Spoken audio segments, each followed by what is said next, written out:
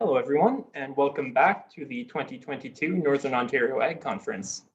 I talked about some housekeeping items when I opened this morning's session, but I'll just do a little bit of a reminder to everyone that questions can be put in the Q&A box on the bottom of your screen, and I will put them to the presenters after their presentation is done. You're also welcome to share your ideas with the chat feature, which we will also be monitoring. Though we ask that you please keep comments respectful and on today's topic. And again, it's easier if you just keep your questions in the Q&A box. It's easier for us to keep track of everything.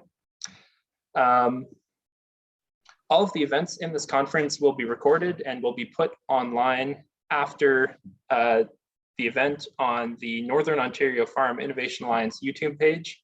So keep an eye on our social media and we'll let you know when those videos are available.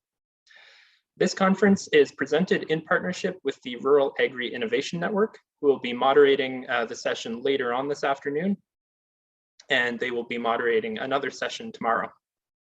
I would also like to thank the Chicken Farmers of Ontario, BioEnterprise Canada Corporation, the Cooperation Council of Ontario, and FedNor and the Government of Canada for sponsoring this conference. To start off today's first afternoon session, I would like to introduce Dr. Sara Epp. She is an assistant professor of rural planning and development at the University of Guelph. She received her BA and MA in geography from Brock University and completed her PhD in rural studies at the University of Guelph. Sara has worked extensively with rural communities in Southern and Northern Ontario, examining issues related to farmland loss, agricultural viability, land use conflicts, and social aspects of rural life. Sara has previously worked in municipal land use planning and as a private consultant for a variety of rural and agricultural planning projects. Her current research interests include rural land use planning, agricultural systems, migration, and cannabis.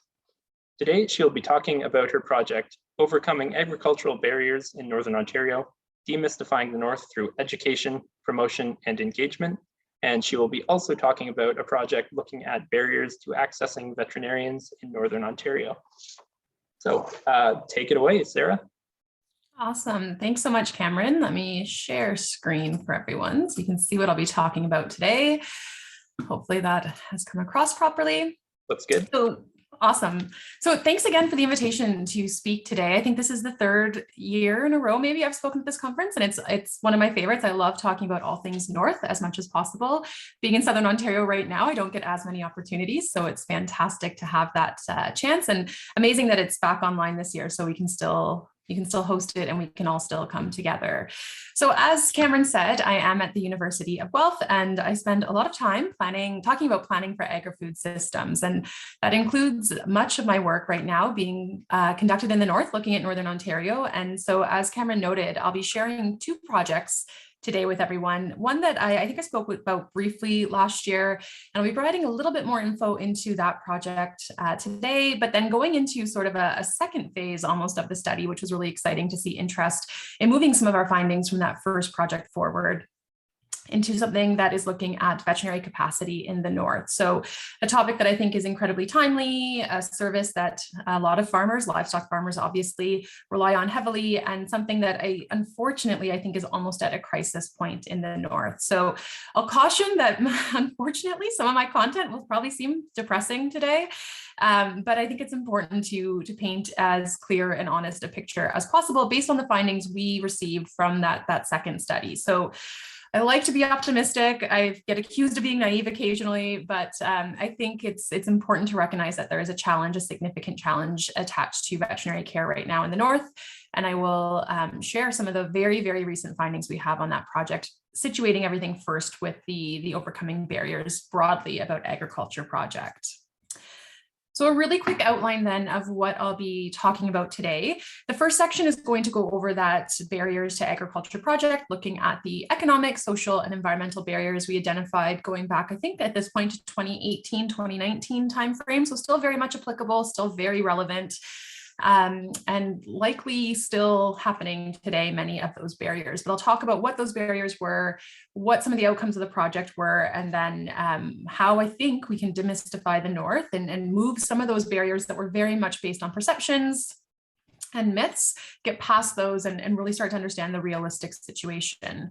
From that initial study, I'll then talk about the veterinary capacity study that we have that wrapped really, I think in January. We've applied to ask for it to be extended so that our knowledge translation and transfer activities can continue. We got obviously some roadblocks with COVID, as I'm sure everybody has at this point, and looking to very much share those findings as broadly as possible. This is the first public presentation I've done on this project, so I'm really excited that you're the first group that gets to hear some of our initial insights. And I'll be sharing the veterinarian perspective, so large animal vets that are currently in the North, producers that are currently in the North.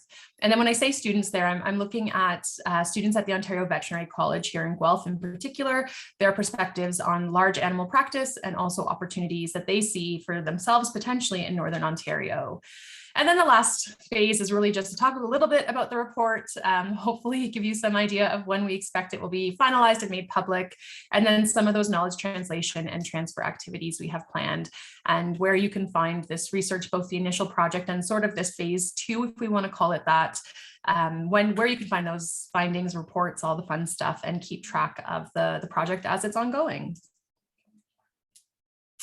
So the barrier study, and some of you may have heard me talk about this in the past, it was a really interesting project in that it was an incredible team effort, and it included researchers from both Northern Ontario and Southern Ontario. And so it's an interesting story, this one. We applied for funding through the OMAFRA New Directions grant, as did our colleagues at Hearst University, and with all their wisdom, OMAFRA recommended we work together on the project, which was probably an incredibly amazing opportunity for all of us, and it couldn't have worked out better if we tried. So we had a team at the University of Guelph, which was myself and Wayne Caldwell, as well as recently a graduate student in the Rural Planning and Development program, Jamie. And then from Hearst, we had Isabel, Anthony, Gabrielle, and Sophie, and just a fantastic working relationship for everyone involved. It really was the positive outcome for all of us. The project was initially funded through OMAFRA's New Directions call, as I noted, and then last year, or 2020, I guess at this point, received a knowledge translation and transfer grant through the Ontario Agri-Food Innovation Alliance to share the findings from that project. And it's been limited a little bit because I do think, and there's been so much interest in hosting in-person events in the North in particular, recognizing, of course, broadband limitations. And while webinars are fantastic, it's sometimes really tough to get some of that dialogue to happen. So hoping that we can get together this spring, summer, or fall, whatever it takes over 2022, and move some of these findings forward and actually get out there and share and get back to the North. So the focus of this study really was trying to understand the economic, social, and environmental barriers to agricultural expansion in Northern Ontario.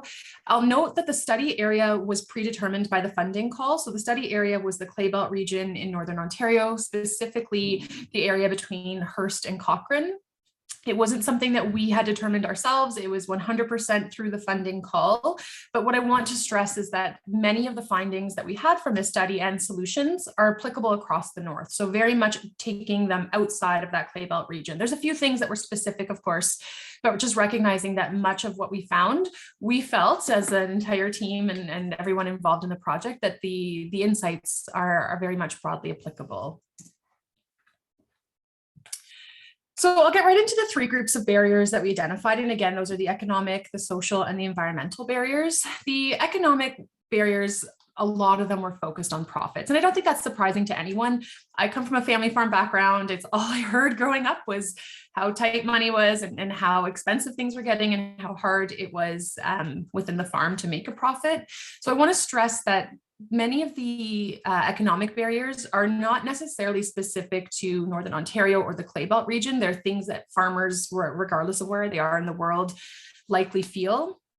But there are some that are more heightened in the North. So profits, everybody is concerned about profits. That's not a surprise to anyone.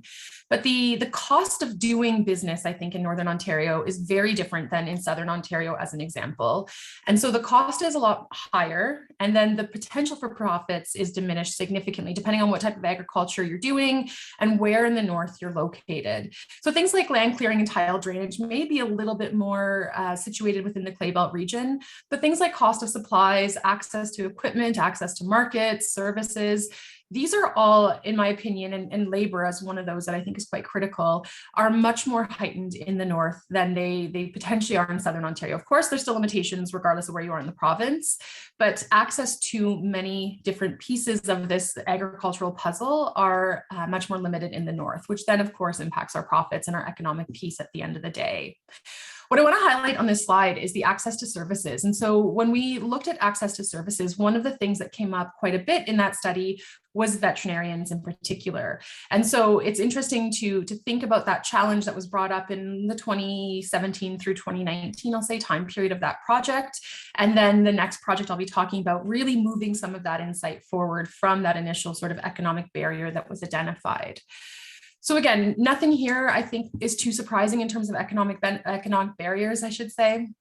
But just to note that, of course, they are heightened, and I do think the costs are quite a bit more in the north than they are in other parts of the province. So at the end of the day, profits is that critical piece.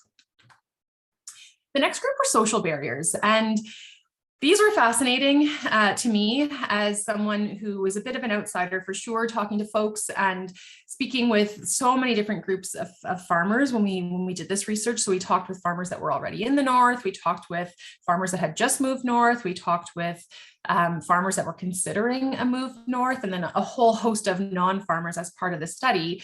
And interestingly, the social barriers that were identified came more so from those that had considered a move but hadn't committed. And I think that's pretty telling, because when we spoke with farmers who were from the north, grew up in the north, lived in the north, were farming in the north their whole lives, they didn't really identify social barriers. And in fact, a few of them laughed at the idea of it because they were very familiar with the area. They didn't have the concerns. They focused heavily on economic barriers because they didn't think there was any sort of social issues or social things that were impacting their family or their farm. Those that were unfamiliar with the north identified a ton of social barriers. And it was really interesting to talk with these different groups because we realized quickly that a lot of these seemed like perceptions versus reality, especially for someone like myself, having spent, I think it was probably 4 summers when I was a PhD student in the north. Hearing some of these barriers, French language as an option, as an example, I should say, there was a sense that if you don't speak French, you can't move to the north, which my very embarrassingly weak French skills, you can absolutely, it'd be fantastic to be bilingual, but it's not what I would consider a significant barrier myself. There was a sense that everyone in the north is isolated and remote. And of course, that is true of some places, but I don't think it's fair to broadly paint the north as this place that is in isolation. I think the challenge is when someone in Southern Ontario in particular looks at a map and they see this giant geographic region that is considered the north, there's a sense, if they haven't been there, that it is remote. And it's just not the case. It's not this isolated pocket that is cut off from the rest of the world. There was a couple of pieces that came up from those who had recently moved north that were, I think, fair to say. And it was a sense around this lack of farming community, potentially where they had moved, and lack of mentorship for farming in the north as well. So there was this sense that those farmers who had moved up independent didn't really know anybody in the area, that they struggled to find a sense of community within the agricultural sector. And I think that's something that's common regardless of what you're doing when you move somewhere. It can feel a little bit like you've just put yourself into a place and you know nobody. But there was a sense that in some places that the agricultural community was a little bit more, weren't able to figure out who was part of that community for themselves to feel like they belonged and had a positive sense of place.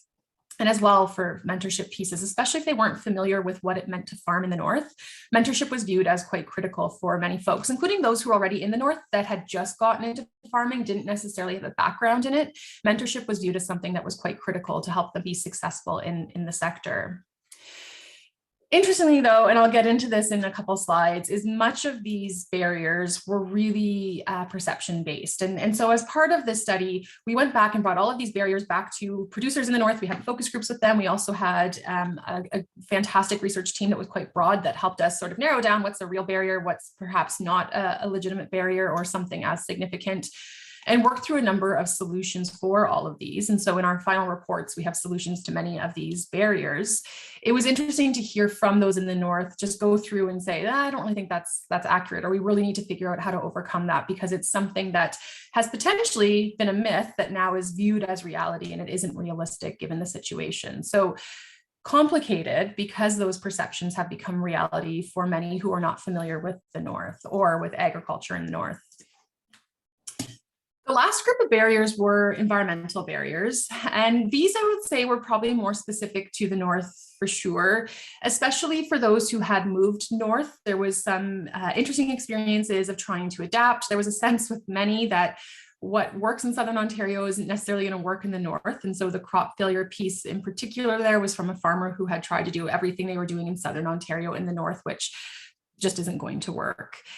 The idea of soil quality was really interesting too, because I think this came up as quite divisive between many of our participants and those that were already within, and we're talking the clay belt region here. So those within the clay belt region found the clay soils to be incredibly productive, incredibly valuable, and really appreciated that soil being their base, versus those who had moved to this area to farm who were unfamiliar with clay soils, seeing it as a barrier. And so it was really interesting to see that sort of Northern knowledge coming through of, no, this is fantastic, this is amazing, we can do so much with this soil, versus that lack of awareness or lack of understanding of the terrain, moving somewhere and not really being familiar with it and seeing that soil as a barrier. So it was very, very interesting to see those two very different perspectives come through.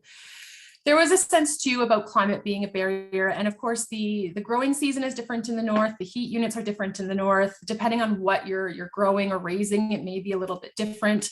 But recognizing that while certain crops may not do well in some parts of the North, livestock is very much adaptable to the area. And so recognizing things like impacts of cold on livestock, that was another one of the barriers that was viewed as a bit more of a perception than reality. And of course, recognizing that there are ways to mitigate cold weather and figure out how to keep livestock safe, ideally, as well, keeping them away from predators and some other complications that were definitely uniquely Northern.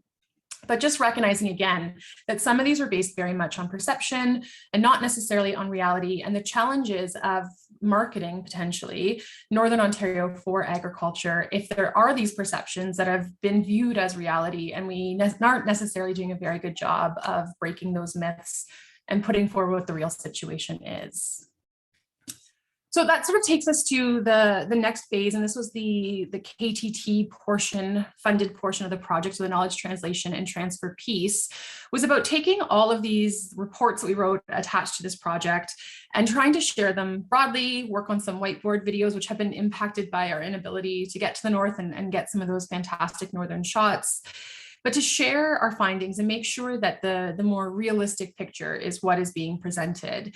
And so part of that for us is demystifying the North and recognizing that, of course, economic barriers are concerning, they are realistic, we have to focus on economic pieces if we want agriculture to expand, and we potentially want to attract new farmers to different areas in Northern Ontario, new residents as well as part of that. I think there's some interesting attraction and retention strategies that can be developed.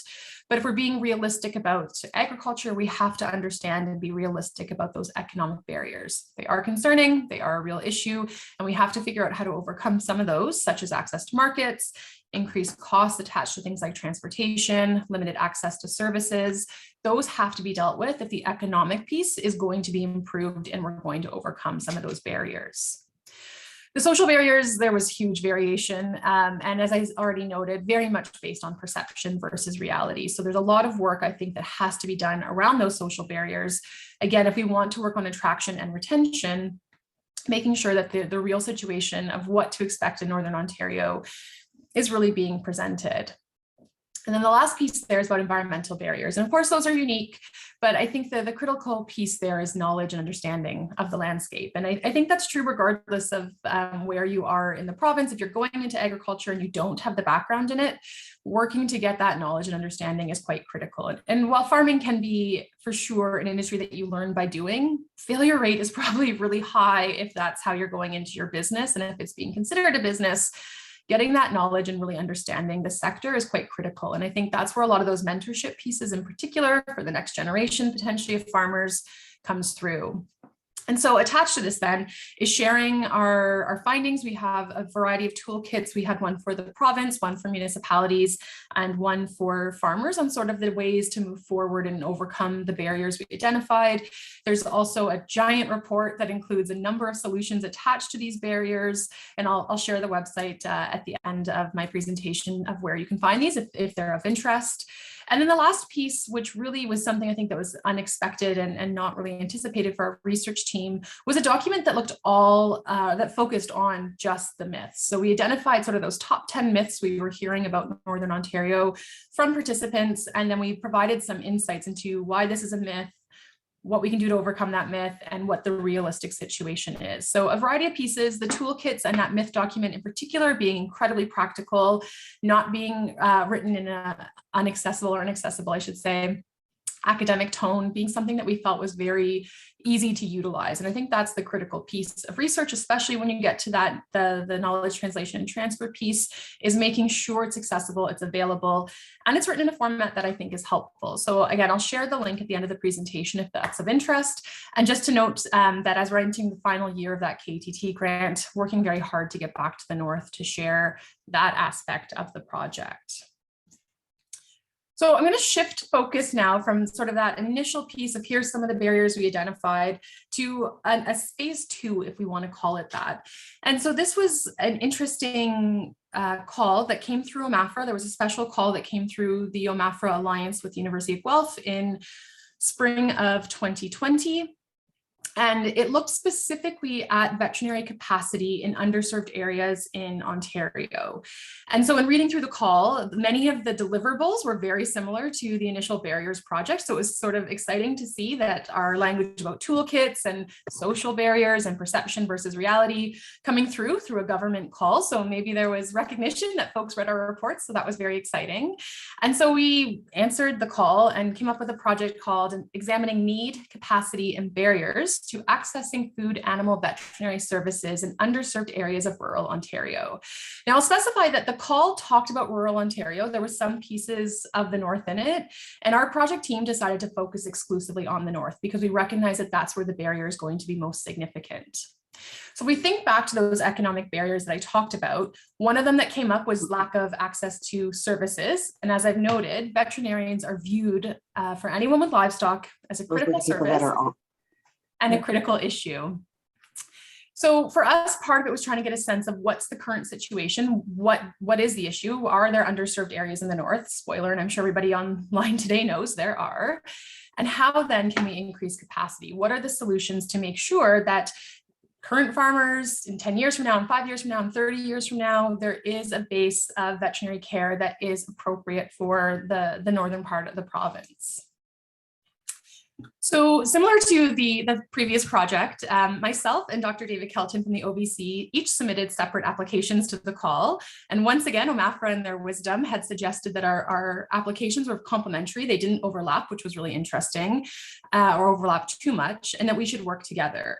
So with Dr. Stephen Roche of Acer Consulting, who is also an adjunct prof in the OVC, we resubmitted our application, working together, and were funded, which was fantastic. And with our graduate students, Minerva, Kaylee, and Alex, we're able to move this project forward in a really, really rapid time frame. So we started October 2020, and we've wrapped up most of the project this past January. So about 14, 15 months, which from a research perspective felt incredibly fast. And when you see the different things we've done, incredibly productive. And of course, a lot of that credit going to both Steve and the graduate students for helping to move this project forward. So a little bit of background then on the veterinary study. What we know is that access to both consistent and reliable veterinary service is critical for things like animal health and welfare, as well as food safety. And I think food safety is something that has to be noted because it is a critical piece of this, and it's something that tends to be overlooked a little bit. But we know that the animal health is important, and we know that while farmers do all they can, absolutely, to be the best stewards of their livestock, that veterinary care is really, really important. And so to be a livestock producer and not have that consistent and reliable care is really problematic. And it isn't a surprise, I'm sure, to anyone online today or watching this later that has livestock. So we know across the province, access isn't consistent. The call talked about Eastern Ontario and potentially Northern Ontario. And we chose to focus from day one on Northern Ontario because our sense was this is the area that is most underserved. This is the area that, if we're talking expansion of agriculture and livestock, of course, being, well, very conducive to the north, we need to have access to veterinary care if any of that expansion is actually going to occur. And so we thought Northern Ontario is going to be particularly underserved. We were right. It wasn't a surprise, unfortunately. And so we chose to focus the entire study on Northern Ontario. No specific geographic area. We weren't looking only at the Clay Belt. It was all of the districts in the north. So again, if we're going to expand the livestock sector, we know that routine and emergency care, and emergency care, I think, being one of the pieces that isn't being met to the level that it probably should be at this point, is absolutely necessary. And some of the stories that I'll share today from producers in particular of their challenges speak to that last point in particular of not having the availability and a sort of crisis point I think the industry may be heading towards. So again, it's going to be a little depressing. I'm sorry for that, but I think we have to paint a realistic picture of the situation ahead of us. So we had a lot of objectives for this study. We were very much ambitious and we had a big research team. So I think it all went fairly smoothly and very productively. The first was just to assess the current and potential veterinary service capacity in rural regions. Of course, again, we focused on the north. We looked at the entire province to get a sense of where we felt this was happening, but then focused our efforts very much in 95% of our data collection on the north. We looked at the real and perceived social and economic barriers to growth among veterinary practices. And again, that social piece and the perception versus reality coming from that first study. So a recognition that this may not all be based on reality of why we can't maybe attract and retain veterinarians to the north. We also want to assess the current potential future need for veterinary services among livestock producers. So producers had quite the voice in the study, both through interviews and through our surveys. And then as part of this was to provide recommendations to municipalities, veterinarians, the province, and academia. And I want to stress that this one was unique in that it included recognition that academia, the OVC potentially in particular here, has a role to play in the future of the vet sector, the large animal vet sector, and what that means for Northern Ontario. So they have a role in ideally promoting large animal practice to students and recognizing that there are lots of opportunities in the north for students to see as well. So the academic piece coming through in particular as we spoke with students. Again, data collection was quite robust on this, and I know this probably isn't the most interesting slide to folks, but I do want to give a bit of background so you can understand just how broadly we tried to cast our net for data collection. We started, of course, with a jurisdictional scan, in particular looking at what's happening in other regions that are maybe similar to Ontario, so getting a sense of what are some of the challenges different places are facing and what has been the response to overcome them. So looking at different opportunities attached to grants, attached to scholarships, attached to funding for students, attached to attraction and retention strategies of municipalities, looking at the US, their provinces in Canada, New Zealand, Australia, places that have these issues happening right now. And I'll note, which again, probably isn't a surprise to anyone online today, this is not a uniquely Northern Ontario or Ontario issue across the country. Most of the provinces at this point are looking into this issue and trying to create their own programs and policies to attract more large animal vets. Really interestingly, one of the students who participated in our focus group, who was a large animal focus, was recruited to go to, I believe it was Manitoba, it might have been Alberta, to work for a vet there, and had an insanely high salary for her first year attached to it, just because large animal veterinarians apparently are incredibly rare. And so recognizing that they're sort of being headhunted from other provinces now. So interesting to think of what's being produced here may not be staying within the province, let alone in Northern Ontario. So a very robust jurisdictional scan that has been submitted for publication, which is ideal and fantastic. We had a whole bunch of background interviews, I think 40 or so, which included every participant group possible. We did a lot of work in mapping, which was probably incredibly frustrating, the only piece that isn't quite complete. The goal was to map every veterinary clinic, which we were able to do, and then overlay that with producer data to sort of get a sense of where are these pockets where we have producers, but we don't necessarily have a veterinarian. The data that we had for the agricultural piece was incredibly limited. It wasn't consistent.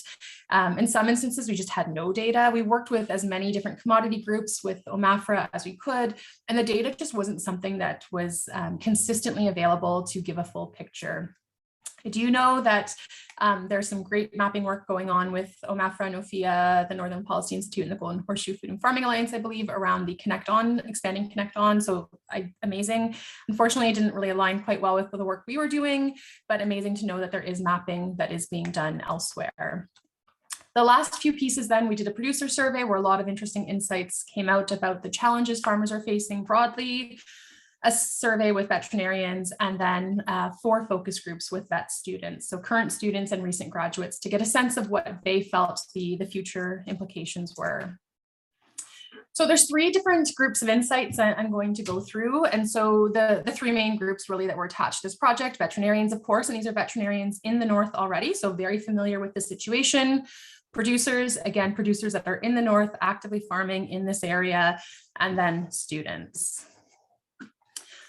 So the Veterinarian Insights, I don't think were too surprising. I've talked at length about high demands on their time, long travel distances, and unfortunately, for many of them, an inability to serve all farmers, and a number of them commenting that they were constantly declining requests from farmers to take them on as a client. And if we go back to that topic of animal welfare and food safety, very, very unfortunate, and something that was emotionally draining for many of the veterinarians to say that they just didn't have the capacity to take on another farmer or another farm. And as a result, not knowing what was going to happen for that farmer or where they were going to get their veterinary needs met. And so just incredibly disappointing for them. Also recognizing that for some of the clinics, the independent veterinarian was on call 24/7. And so a lot of social barriers then attached to the work they're doing if there isn't this sort of separation, and if there isn't more than one vet in the clinic, a sense of having to be available at all times and not being able to have a life outside of work. So not the most positive experience. I know preaching to farmers about not having life outside of work is probably something you think about all the time, but for thinking of that next generation, something that weighed heavily on their minds. The Veterinary Assistance Program, or VAP, was something that was considered essential. In particular, the subsidies attached to kilometers, covering some of the cost of essentially gas, I guess, and wear and tear on the vehicle at the end of the day. There was recognition that the VAP program should be updated, it should be revisited and revised, but it was something that the veterinarians very much appreciated and were supportive of. The challenge, though, from the veterinary side, and this is the really, really tough piece, is it's likely going to get a lot worse before it gets any better. And that's because retirements are anticipated. And retirements, I mean, in some situations, ideally it's 3 years away, it could be less than that, but it's not a situation where we can take time to really figure things out and slowly come up with a plan and slowly in 10 years have a program in place. If retirements, and they are anticipated, are set to happen within the next 3 or so years, that's going to have significant impacts on many of the farm communities in the North if there isn't a succession plan in place. And if that veterinarian retires, what does that mean for the farmers within that community? So almost hitting a crisis point in some districts within the North over the next few years. The last point on this slide I want to stress, and this may be personal opinion more so than fact, but I do believe that solutions attached to this have to be Northern specific. The challenges in the North are very different than the challenges in Southern Ontario, and any programs or policies that come up as trying to resolve this issue about attraction and retention and whatever else it may be have to focus on the North and should be exclusive to the North, because I do think the North is almost at a crisis point in terms of veterinary access. And so we have to recognize that. And whatever comes forward really should be Northern specific. All right, a couple of slides left, and then it'll be time for questions. If we get into the producer insights, these were very interesting and spoke to a lot of challenges that producers were feeling and frustration in particular. No surprise, they commented and spoke and wrote in the surveys just about access to veterinarians being generally quite limited. There are a few places within the North that seem okay, that access seems to be okay, but there are a number of districts, again, that either don't have enough vets currently, if at all, or they know their veterinarian will be retiring soon and they won't have access. Something that was surprising for myself, not coming from a livestock background or being aware of just, I think, how bad the situation is in some places, hearing stories that farmers had to sign essentially letters that they acknowledged or waivers that they wouldn't be able to get emergency care from their veterinarian because their vet didn't have the capacity for that. And this was especially something that was flagged by farmers who had moved north, so used to certain care expectations in Southern Ontario, expecting that they would get the same in the north. And again, expectation versus reality is challenging to not really know the full situation and being surprised to have to sign that waiver. And again, if we go back to the idea of welfare and animal well-being, that's incredibly problematic and frustrating for farmers. This is your livelihood. So if something is happening and you can't get emergency care, the farmer is quite often put in a very difficult situation to make a decision on that animal, and just incredibly tough. And again, hitting a crisis point, I think, in some places. It was interesting that they did flag, the producers flagged that they felt academia had a huge responsibility in this, that they're not adequately promoting the North to students, and that if there is going to be a solution, the OVC, as an example, really needs to work harder to demonstrate that there are opportunities in the North and that they need to bring students to the North to see what it's like. Couldn't agree with that point more. There are opportunities. Work-life balance is something that needs to be determined, of course, but students need to know, they need to be made aware that there are these opportunities to go North. And it could be an incredibly lucrative opportunity for them. It could be that lifestyle that maybe they're seeking. And again, some of those perceptions from that earlier study likely infiltrating student minds. And I'll get to some of that in the next slide as well, about why perhaps Northern Ontario isn't so highly sought after for students. And then a last point there, and this came through in the surveys, just a sense that if the situation with veterinary care doesn't improve, that many farmers would be considering getting out of livestock, and if they could, go into a different type of agriculture. So some large ripple impacts, I think, on the industry in general if this situation doesn't get better. And again, depressing and unfortunate, but a reality that I think we really do have to talk about. So the last group of participants for this study were veterinary students. And the fantastic thing is, because I'm not part of the vet school and I ran the focus groups, they were incredibly honest and very vocal about the limitations that they were experiencing, why they didn't consider large animal practice or moving north, and what they think should be done to encourage more students. And again, huge credit to the students. We had 4 focus groups and they were all incredibly lively and very opinionated, which is not necessarily a bad thing. The first challenge, and I think this is maybe a challenge to the farm community as well, is that there was a sense that if you didn't grow up on a farm, you couldn't work with large animals and that farmers wouldn't welcome you. And students had commented through their field trips of visiting farms and things. They often heard farmers make comments about being able to tell which students didn't grow up around livestock and not wanting them near their animals. And for students that had considered large animal practice, that's that immediate sort of blow to their confidence, whether or not they had the confidence yet, being quite significant. And so if they wanted to build that confidence and they wanted to connect with farmers and gain some of that trust with the farm community, break in sort of the door and get in there and build their own knowledge, they just felt there was an opportunity because they wouldn't be trusted on the farm regardless, or there'd be a sense that they were from the Greater Toronto area and what knowledge do you have, or why are you even here?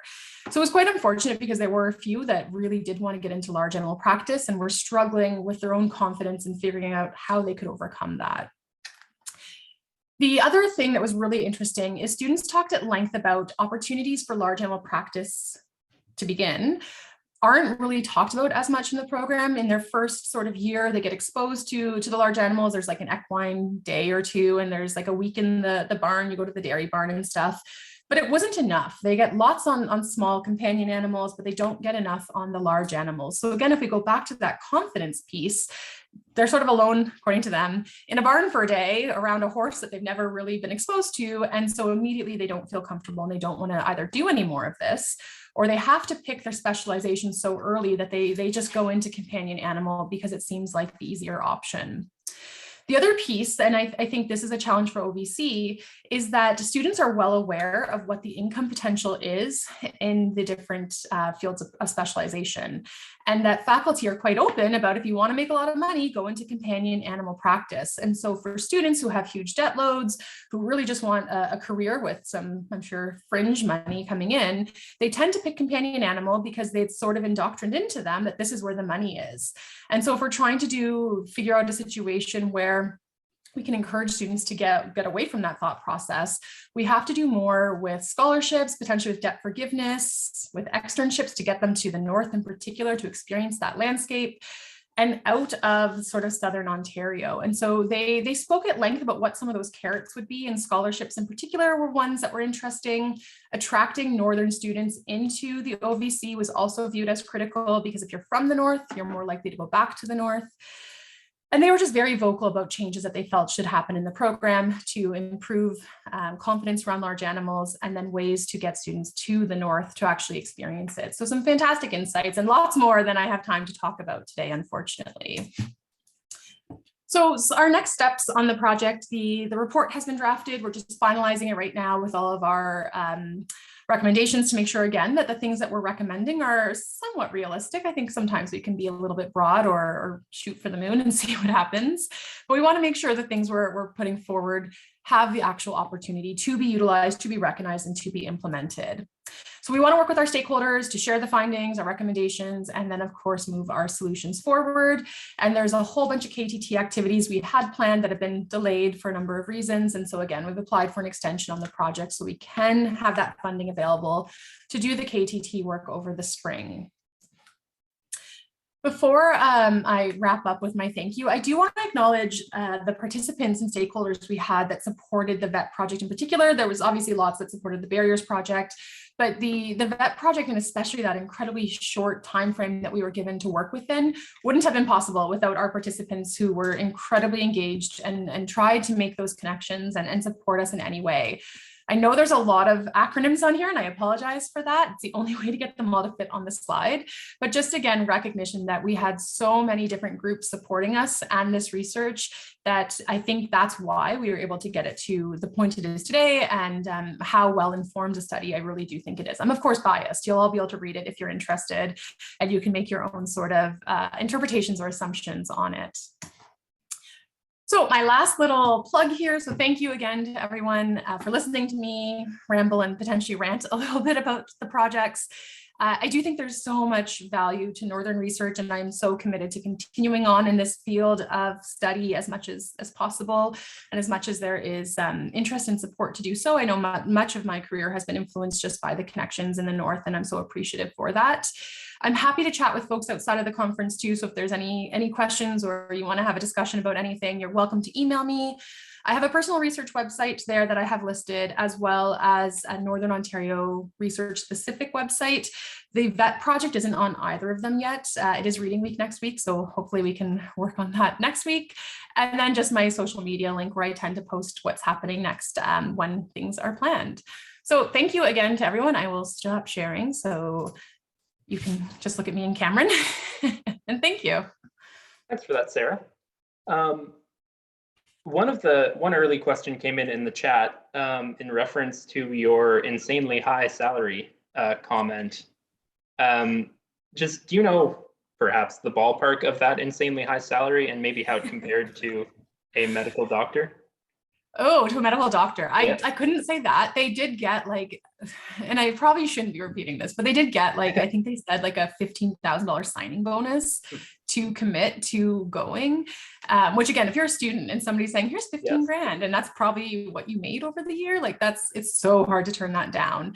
And the salary, I can't remember what, I'd have to go back in my notes, but they had commented that they were shocked by the salary. And I mean, they're a young student or young graduate, I guess. So they don't really know what the situation is going to be like. Maybe the salary won't be worthwhile, but it was enough of a carrot to for sure pull them out of the province and get them somewhere else. So it's tough when Ontario, Northern Ontario as well, is competing with clinics in other provinces that are looking at their own succession planning and in a position to essentially offer the world to recent grads. Interesting. And yeah, I mean, indicative of the struggle that there's going to be in attracting vets to the North. There was a bit of a discussion in the chat about some sort of a livestock veterinary innovation initiative. And I believe that is a program for vets who are perhaps looking to, well, I'm not entirely sure, but there is a link in the chat and you can take a look at that if anyone is interested in that. I'll just wait a moment and see if we have any more questions. You said this was your third year at the Northern Ontario Northern Ontario Ag Conference, and I mean, if you keep researching at this rate, we might have to make it 4. Very happy to come back. Yeah. Hopefully next year will be in person or hybrid or something. There was some discussion about whether or not to do back in September or October, some discussion about whether or not to try an in-person conference, and it turned out that we made the right decision because a lot changed between September and now. So absolutely. I think the last conference I went to before COVID was actually this conference in Sudbury. So there it is. Yeah. All right. Well, I don't see any other questions coming in, but perhaps you can hang around for a little while, and if there are any, you can answer them. And sure. Excellent. With that, then I will thank you for your presentation, and we'll see if you come back next year. Excellent. Thanks, Cameron. Thanks, Sarah.